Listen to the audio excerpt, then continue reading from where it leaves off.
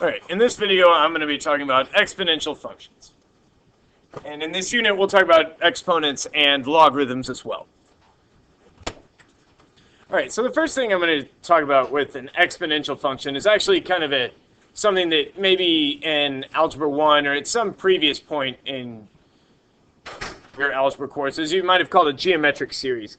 So I might talk about something, that starts at maybe about 3, and then 6, 12, 24, 48, 96, 192, and I better not keep going after that. Okay, what's going on here? What am I doing each time to these numbers? Doubling them, yes. Okay, that's it. Okay, so what I've done is really I started with 3, and I multiplied by 2, some number of times, based on how far into the sequence we were. And so, the first time, well, I didn't really multiply by 2 at all.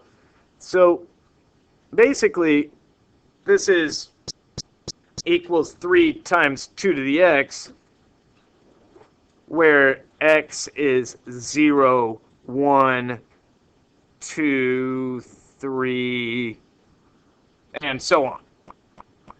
Now, in the last unit, when we were talking about radicals and fraction exponents, we were able to do things like take something to the 1.5 power, or the 2/3 power, or something.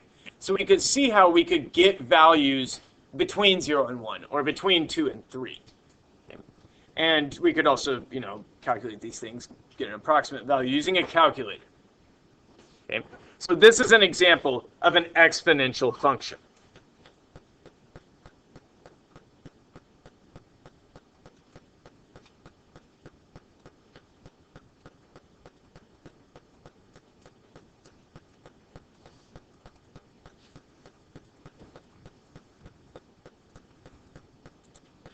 Okay. Next, I want us to graph y equals 2 to the x using x as -3, -2, -1, 0, 1, 2, and 3. Okay, well, we can do that. As is always the case when graphing something new to you, probably the first thing you want to do is make a table of values. So I'll probably do that over here on the left. Okay, x and y. Y is 2 to the x. So I'll just write it like that. And they're giving us the x values they're interested in, so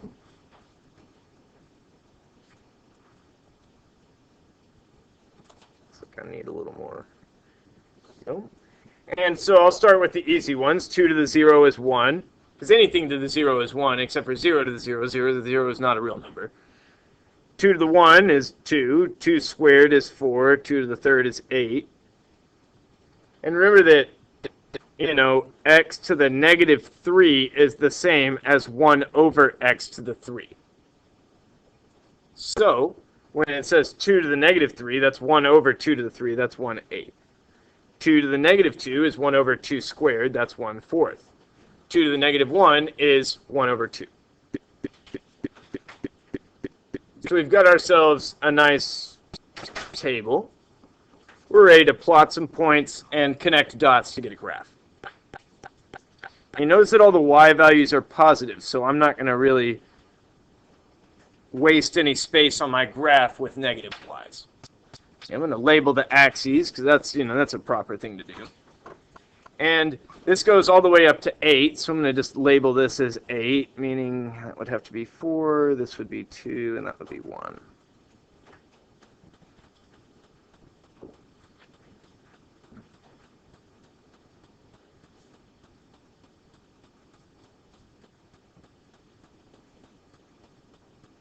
I'll try to keep the scale mostly the same on the x's, but this is just a sketch, so I'm not that concerned.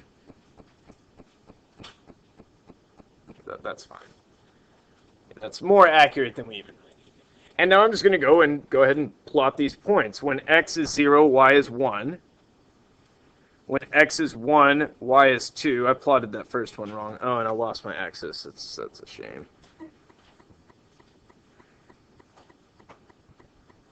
That's how it goes sometimes. All right, and then, okay.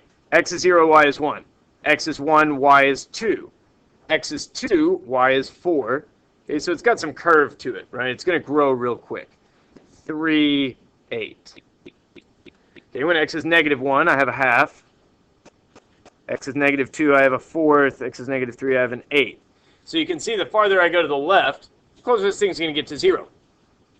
Which actually makes sense, because as we go to the right, we're doubling, meaning as we go to the left, we're halving.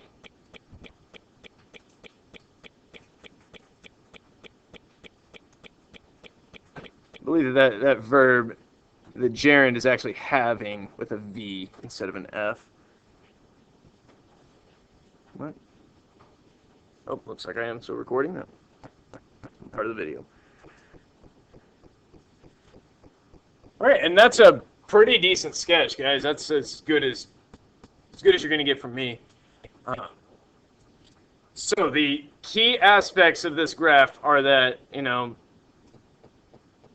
if it's just 2 to the x or 3 to the x or 1/2 to the x, it's going to cross through at 0, 1. And then it's going to curve upwards. Okay, because each time x gets bigger by 1, y is getting twice as big. All right, so they're asking, how would the values differ if f of x was equal to 3 to the x? And, well, I think what I'm going to do is I'm going to scroll back up here, and I'm just going to do x versus 3 to the x and kind of, you know, do a little analysis. So,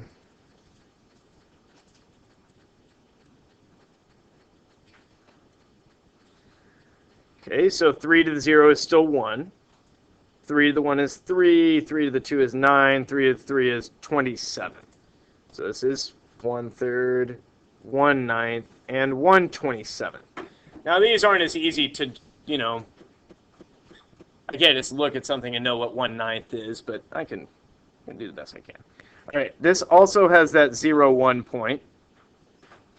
It's going to have 1, 3, 2, 9, and 3/27 is going to be way off the screen. And I knew that was going to happen. Get a bit of that.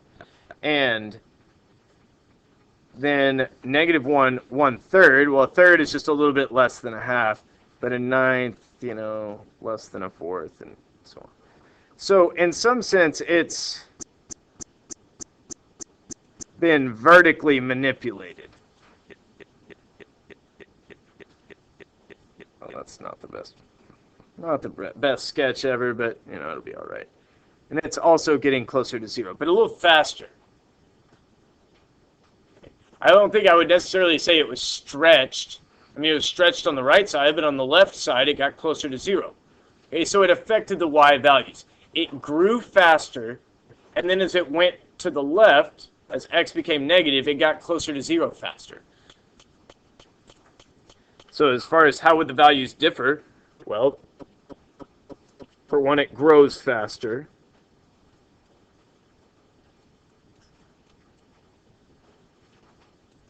As x increases. And it goes to 0 faster as x decreases.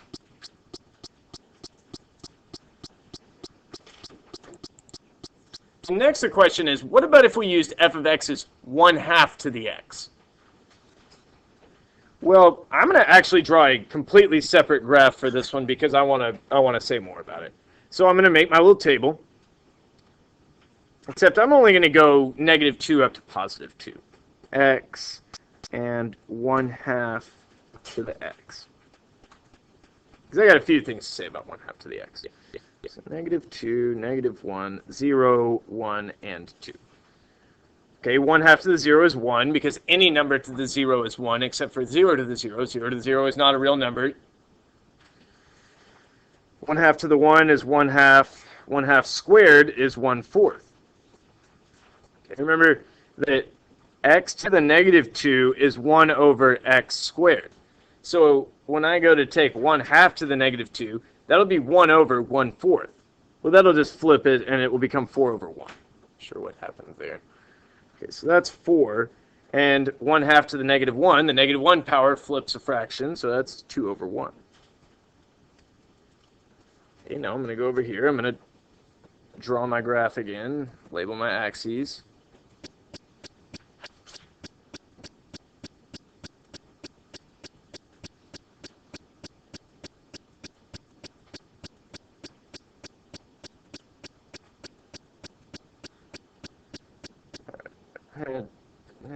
I did the best I could. All right, so -2, +4, -1, +2, 0, 1, 1, 1/2, 2, 1/4. So these are the same numbers we were seeing in that first graph.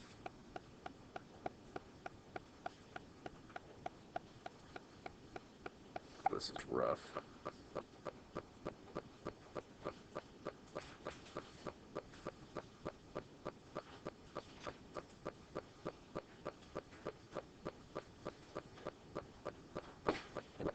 And if we go back and compare this to the graph of y equals 2 to the x, which I just brought in blue, we can see that they're kind of a reflection of each other.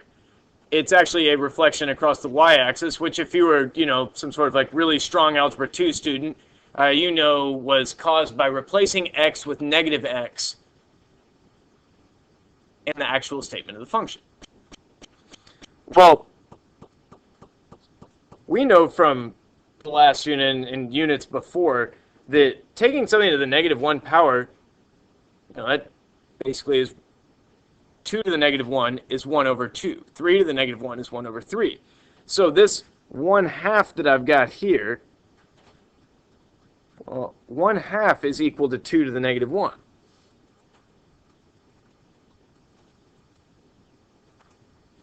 So this function in green is f of x equals 2 to the -1 to the x. And when I have power of a power, that's when I'm multiplying the exponents.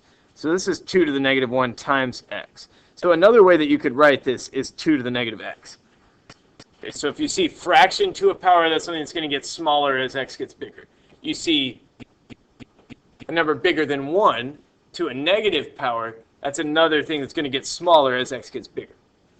Okay, so 1/2 to the x and 2 to the -x are exactly the same.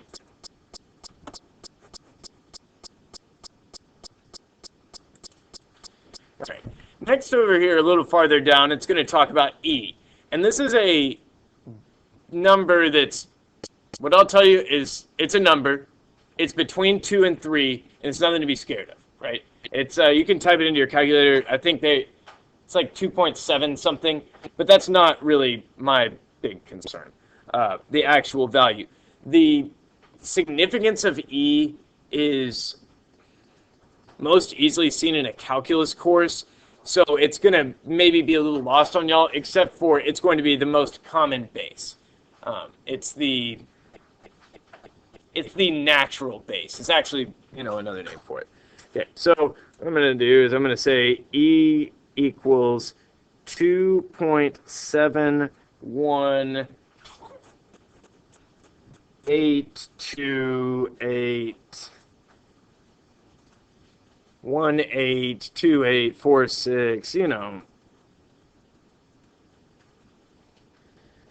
And a function that we need to be familiar with is y equals e to the x. Okay, now the thing that's interesting about e to the x, that I'll just tell you, kind of in a calculus sense, is that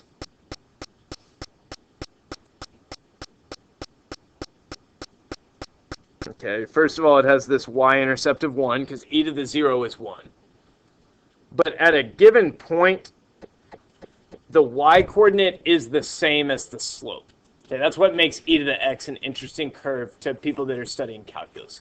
That if you kind of look right here at, maybe this is x is 1, and this is 2.718 dot dot dot. Well, the slope here is going to be 2.718. Okay. You don't really know how to show that yet, and you're a little ways off, but you very well may end up in a calculus course next year, and that's what you're going to see. That's the importance of e to the x. Okay. We also use e to the x when we are, looking at some sort of bank account that has interest compounded continuously or something like that. That's something occasionally, maybe in a chemistry class, you're looking at half-life, doubling time, things like that. That may also play in. But I just need you to know that the graph of e to the x looks like this. That's not ex, e to the x. And then e to the negative x is an exponential decay situation. So it's going to go down like that and come from above. Uh-oh, it keeps happening.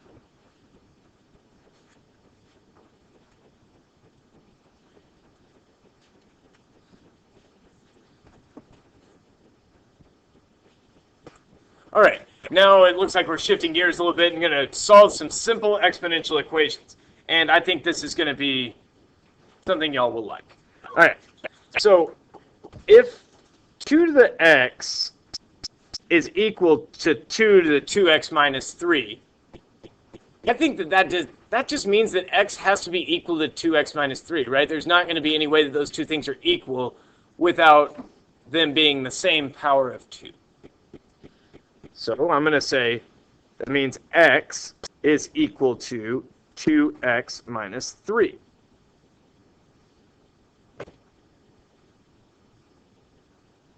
If we have the same base and these things are equal, then the exponents have to be equal too.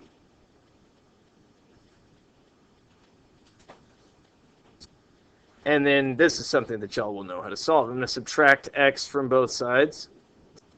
I could add 3 or just kind of look at it. And I get x is 3.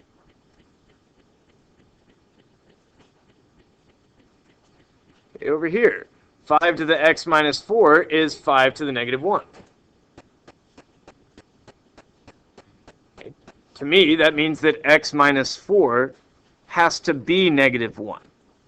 So I add 4 to both sides, and I get x is 3.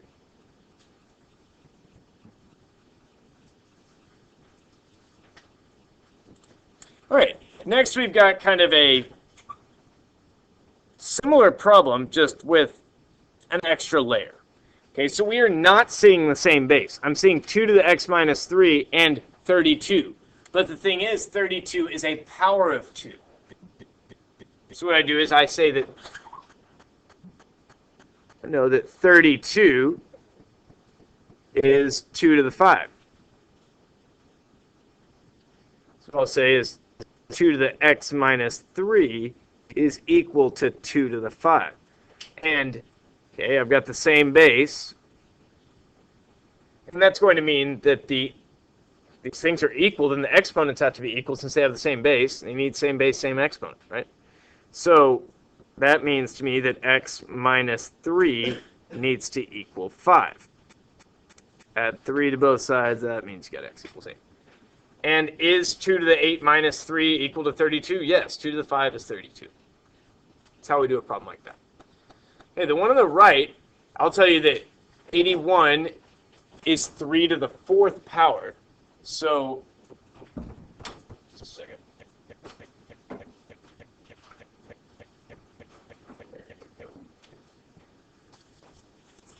81 is 3 to the 4th. I'm going to freeze the screen. If you're watching in 7th period or 3rd period, or maybe watching at home or something, you can either follow along or just kind of work this on your own and then see if you're doing it right.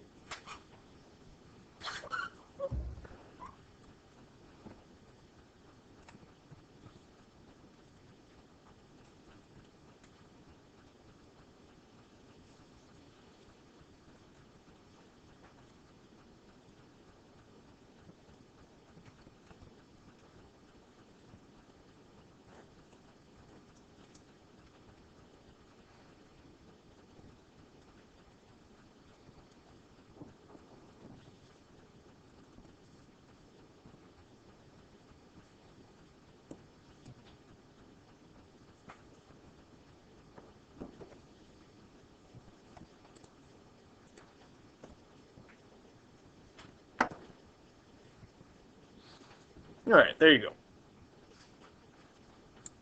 So you know that 81 is 3 to the 4th. So you say 3 to the x plus 2 is 3 to the 4th, meaning that x plus 2 has to be 4. Because if the bases are the same and their values are the same, that means the exponents have to be the same as well.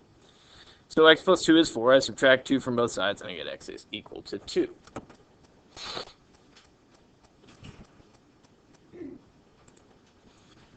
Okay, now it looks like we've got, maybe kind of an additional layer here.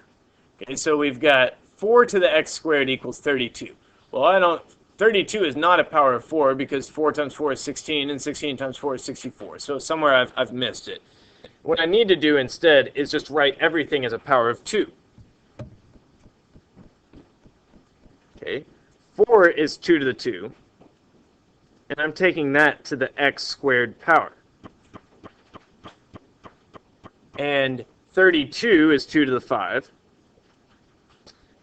And right here where I've got, power of a power, that's where I'm going to multiply the exponents. So this is 2 to the 2x squared equals 2 to the 5. Okay, I've got the same base, and these things are equal, which means that their exponents need to be equal as well. So 2x squared equals 5. X squared is 5 halves. And then when I take the square root of both sides of an equation, I need to remember the plus minus, but it'll just be plus or minus the square root of 5 halves.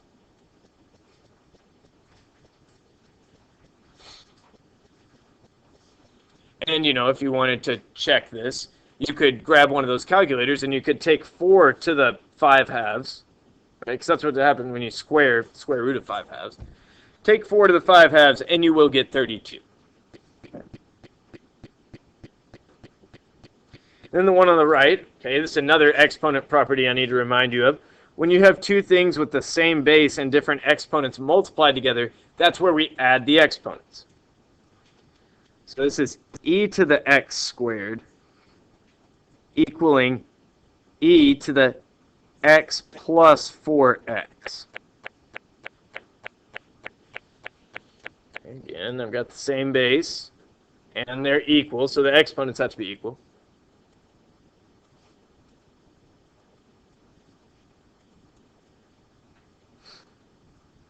Right, and so that would be 5x on the right side. Now you subtract, factor, and you get either x is equal to 0 or maybe x minus 5 is equal to 0.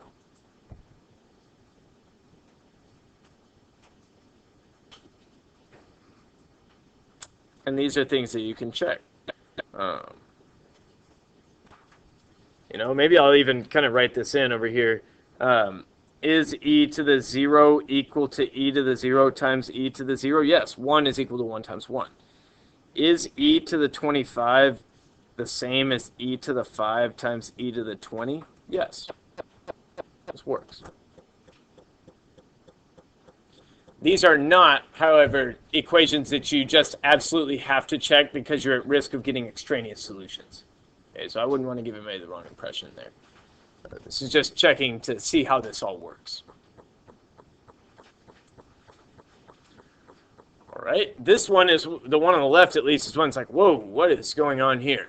Okay, well, I see a power of 2 on the left and power of 2 on the right, and I see it's 8 in the denominator. Well, 8 is 2 to the 3rd. So I'm going to just write 8 as 2 to the 3rd and have some faith that this thing's going to work out. So 2 to the x squared divide by 2 to the 3rd equals 2 to the 2x. Now, when we divide two things with the same base and different exponents, that's where we subtract the exponents. This is 2 to the x squared minus 3 equals 2 to the 2x. Got the same base. Values are equal, means the exponents need to be equal. So x squared minus 3 equals 2x. Set it to 0 if you want to solve it. Do a little factoring. This is looking like x minus 3 times x plus 1. And either x minus 3 equals 0, or maybe x plus 1 is 0.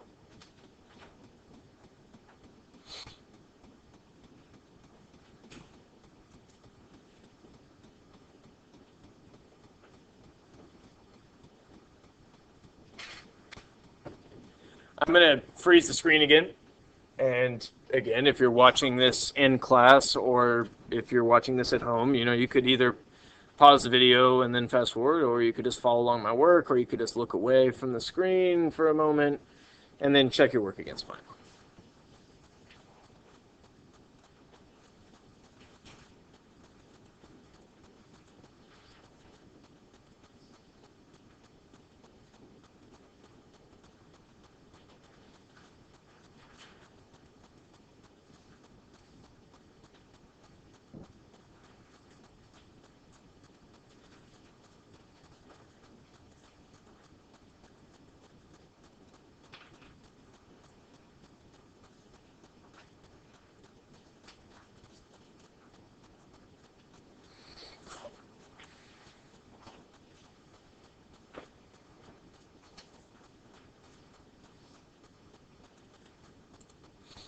All right, there you go.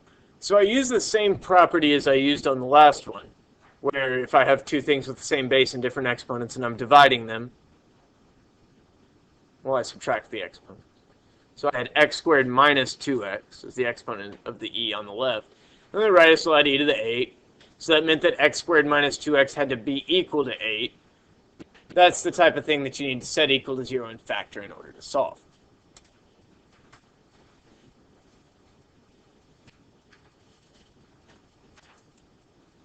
All right. Here we have some question about some function. Okay, so f of x equals 2 to the x. What is f of 3? Well, we know how to do something like this. Well, if you take x and you put it there, if it's asking for f of 3, well, that's going to be 2 to the 3. Which, if you were unsure, you could grab one of those calculators sitting on your desk, or you could try to do it mentally, but that's either way, that's going to be 8.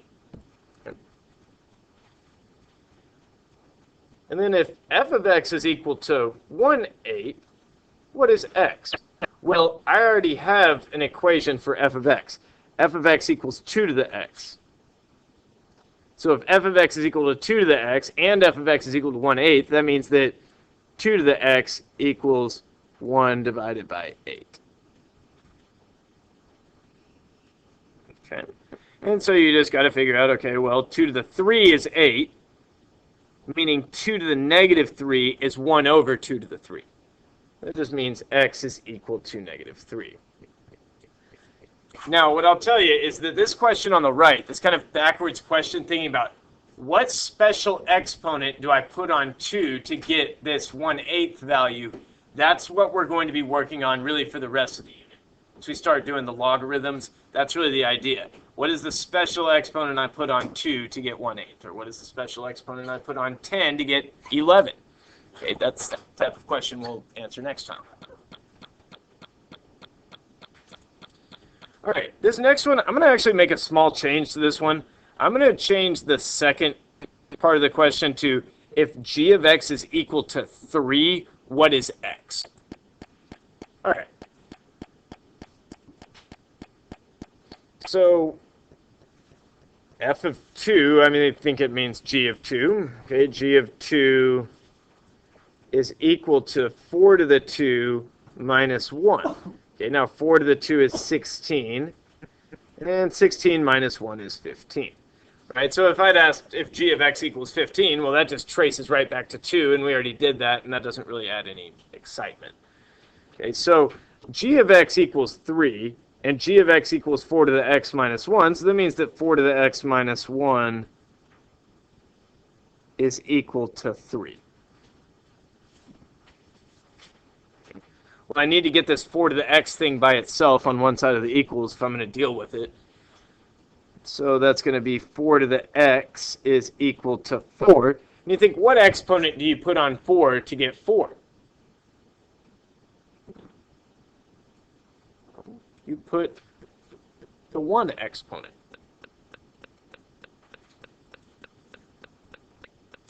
Okay, now I'm going to come through and I'm going to ask another question. What value of x makes g of x equal to 0? Okay, this is a type of thing that's really going to come back next time when we start talking about the logs. So I'm going to just get at you on it right now. Okay, g of x is 4 to the x minus 1. And I need that to equal 0. So I add 1 to both sides, and I get 4 to the x equals 1. And I think to myself, what exponent do I put on 4 to get 1? I'll ask y'all, what exponent do I put on a number to get 1?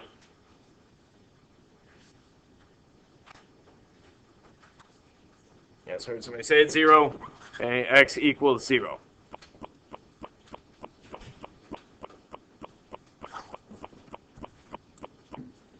Okay. This one's saying h of x is 3 times 1/2 to the x. What is h of negative 3? All right, well, you plug in negative 3. Get 3 times 1/2 to the third. Now, 1/2 to the third is going to be 1 over 8. And that'll just be 3/8. If h of x is equal to 3/4, okay, so 3 times 1/2 to the x equals 3/4, what is the value of x? Okay, well, you're going to need to get rid of that 3 on the left side and get the 1/2 to the x by itself.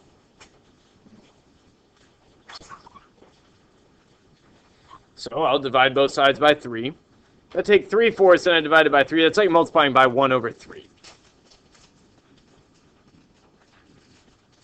So 1/2 to the x is going to be equal to 1 over 4. And I think, what exponent do I put on 1/2 to get 1/4? Well, 1 to any power is 1, so really this comes down to what power of 2 is 4.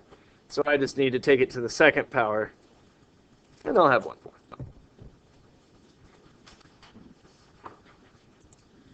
Okay, where this is going to come in terms of like context problems, which I might actually be a little more of a thing this year, or in this unit, as opposed to the previous units where we, mostly stuck to, our abstract, typical traditional algebra questions involving x.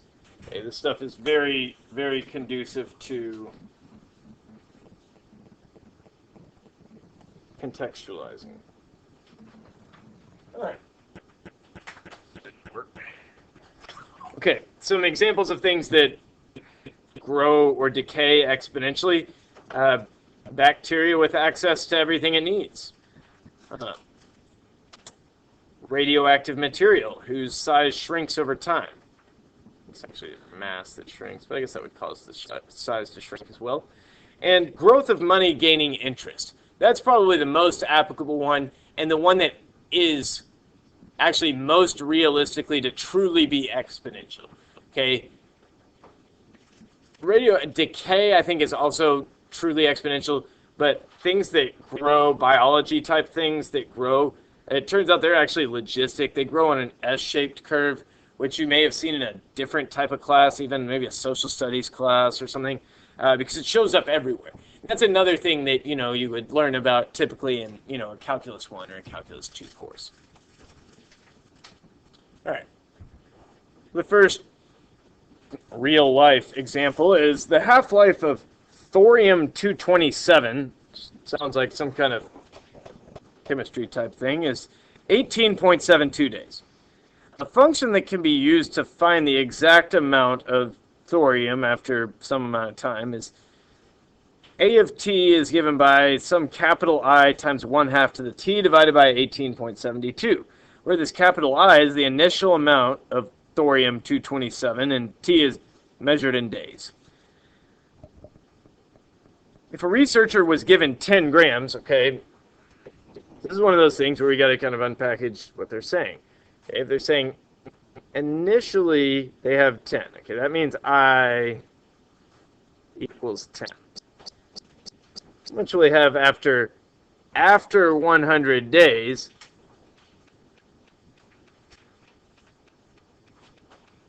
Well, that means that we're going to be interested in time t equals 100.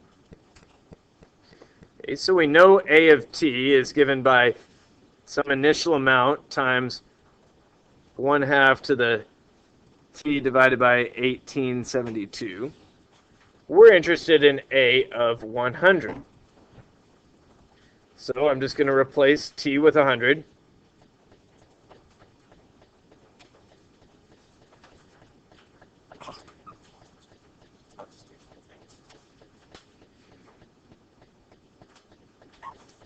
And then this is definitely a job for the calculator. Let me kind of pull one out.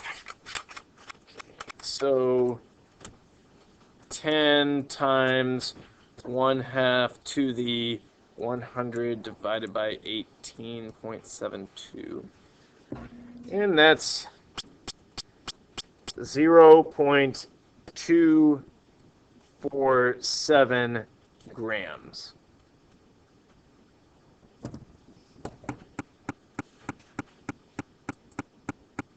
Okay, next we are going to talk about some compound interest questions. And for this course, at least for the quizzes, I'm going to give you the formula for compound interest, compounded n times annually, compounded continuously. Okay, and then it will be your job to make sense of the problems and figure everything else out. I'm not sure about the test yet. We'll have to talk about that. But for now, you do not just have to memorize these formulas for the quiz next time. They'll just be given. In general, if we're going to start, some P is the principal. It's also known as the starting amount.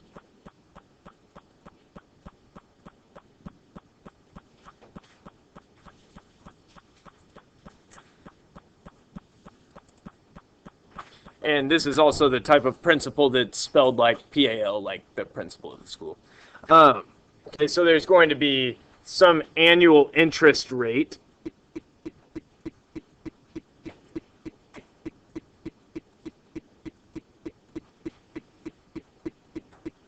And there's going to be some number of compounding periods. So if they calculate the interest every day, then there would be 365 compounding periods in a year. If they compound it monthly, then it would be 12. So it's a number of compounding periods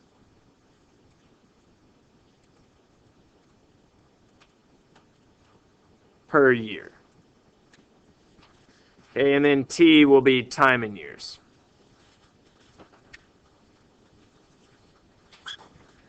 Okay, so just regular compound interest, say maybe compounded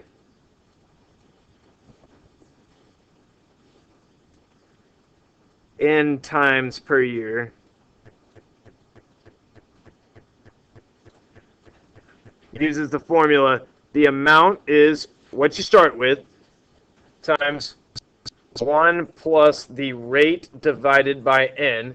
Because if you get 10% per year, which you don't, if you got 10% per year and it compounded every month, well, you don't get 10% every month. You get 1.2% per month. Taken to the nt power. Because if it's monthly, each year you're going to compound it 12 times. And then for compounded continuously,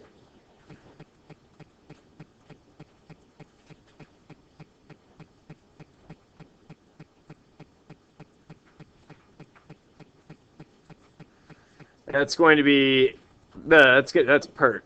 A is PE to the RT. Okay.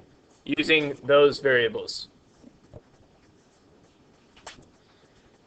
Okay, so the first example they've got is that you deposit $3,000. Okay, that's the starting amount.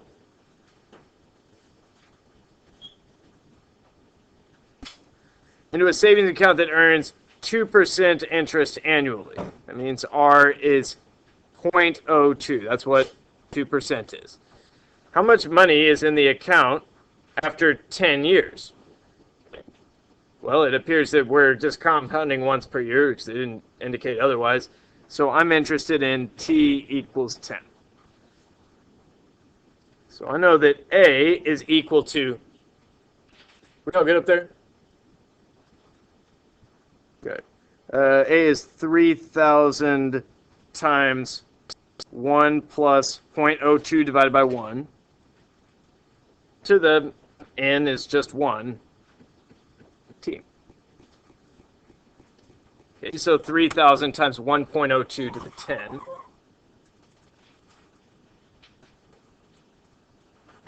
is $3,656.98.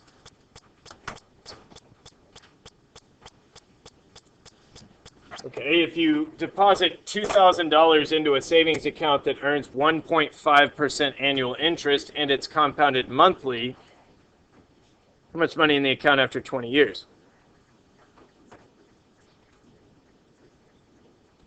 Okay, so the principal is 2,000 times 1 plus 0.015, that's 1.5%. And if it's compounded monthly, that'll be divided by 12. 12 compounding periods per year. To the 12t, so that's 12 times 20.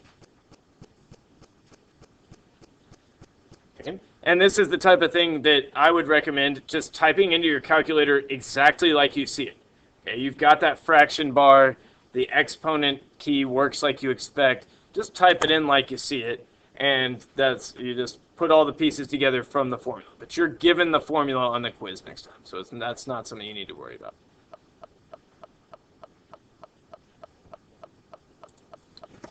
And I type that in, and I've got $2,699.21.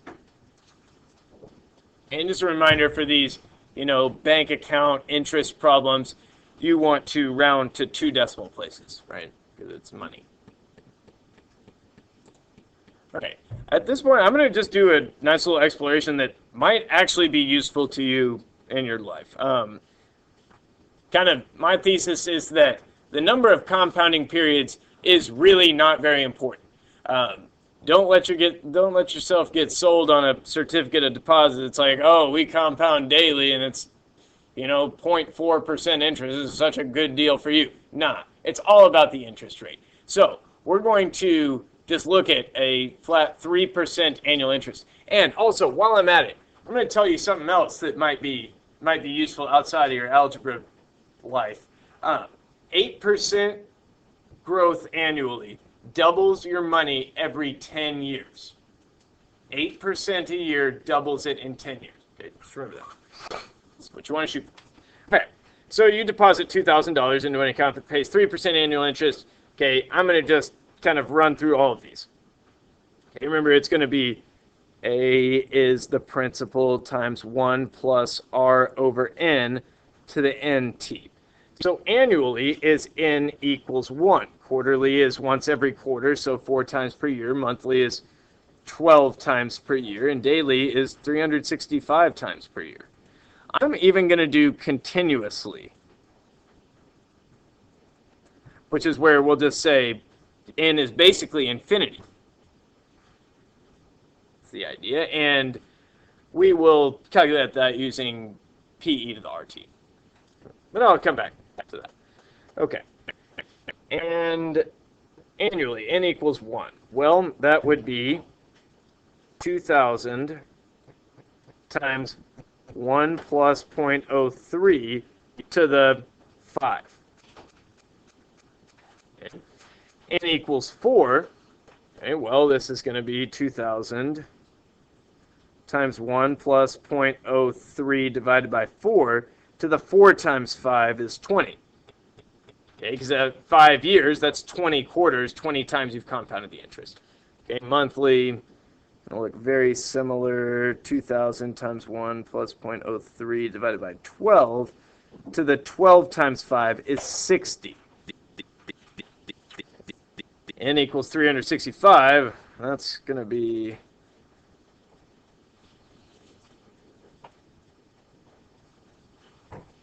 Okay, I don't know what 365 times 5 is, so I'll just put it 365 times 5. And then continuously, running out of color over here, I'll say that that's P e to the RT. P is 2,000, it's the principal, the starting value. E to the 0.03 times T is 5, time in years. now I'm going to just go ahead and do all the calculation for you.